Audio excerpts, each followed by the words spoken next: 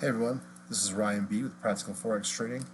This is your weekly analysis for the pound dollar, the Great British Pound versus the US dollar. The date is February 9th of 2020. You can see here we got our weekly chart set up. My sentiment is bearish, meaning things going down.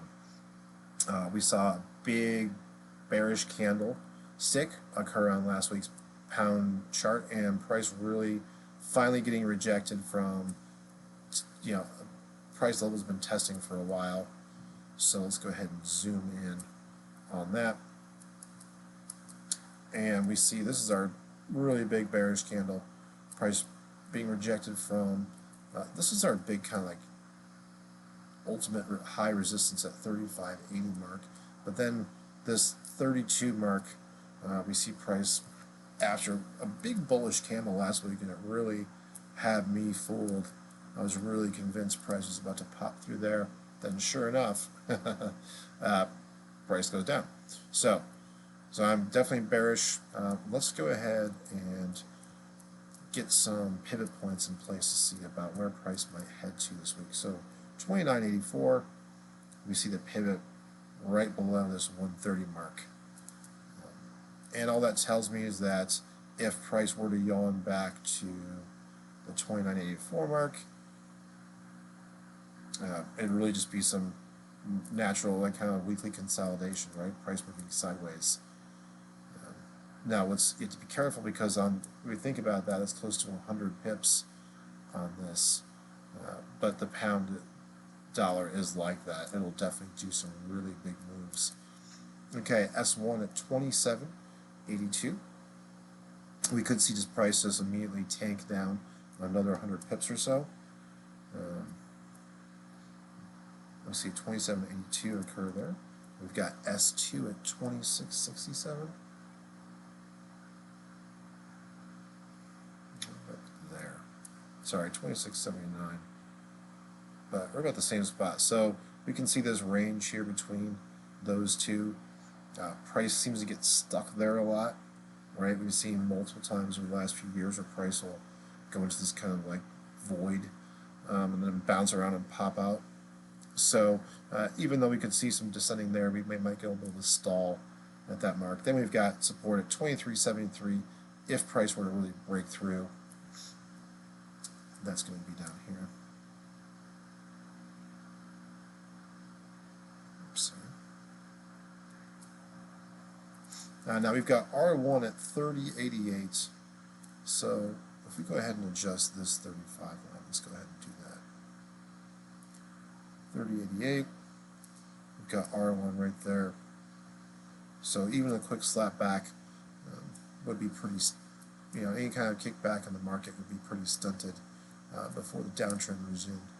Let's go ahead and draw a parallel trend channel. And we see price really riding along this line in recent history. Right, our candle's really closing below that, below that, below that, and then boom. So you'll notice that it always has to coincide with horizontal support and resistance. Let's go ahead and look at our daily, and this is our near-term chart. So let's go ahead and draw another parallel channel. Right, that's our trend moving through time. Our support and resistance. Okay. Because I want to know, if it's going to slope at the same angle, what's my in this week to the market? And here we go. This is a bit more. So our 3-day, we see the last 3 days very bearish, and this angle is getting pretty steep. So we could just see a false S1 pretty immediately, or price might consolidate back here to the pivot, hang around. As long as it stays underneath that 29.80 mark, that's a good sell opportunity.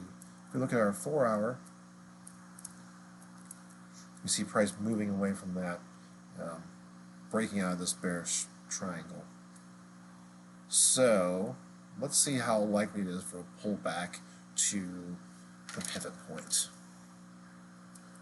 And if we were to focus on our 1-hour, okay, and then let's go ahead and do the same thing.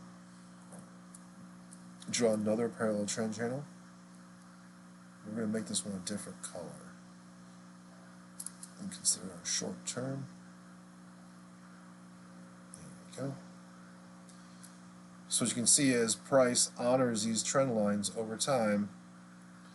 Right, once again, and the angle will always match the larger trend line, just in the smaller time frame. So if we change this to, let's say, peach, now price, if price retracts back to here, so this 29.20 makes it even better sell. Price might just keep falling, but I'm looking for my best entry point possible. Because if I were to enter here and price were to yawn back to the pivot point, it means I'm be holding my position, you know, negative 50, 60 pips, and that's something I'm not really looking to do. Let's go ahead and put our moving average on. So I've just been really focusing on the fast moving average the last couple of weeks, which worked pretty well for me in the short term. When I look about if price is moving above that fast or below it, right? And here we go. Price definitely moving below the 1 hour. So if price were to kind of hang out and go sideways for a bit, catch up with this moving average, that's even better. That gives me a better sell. I see some near-term resistance here around the 29.20 mark. It'd be great if price could pull back a little bit and then I'd hop in for a sell with my stops above, well, probably this 29.80 mark. Now, with the exception of a spike that was quickly rejected, if price were to kind of trough out and come up here and start making new highs, that would reverse my sentiment and make me bullish. Well, good luck trading. Make sure you subscribe to our channel if you want to stay up to date with all of our weekly analysis videos. Good luck.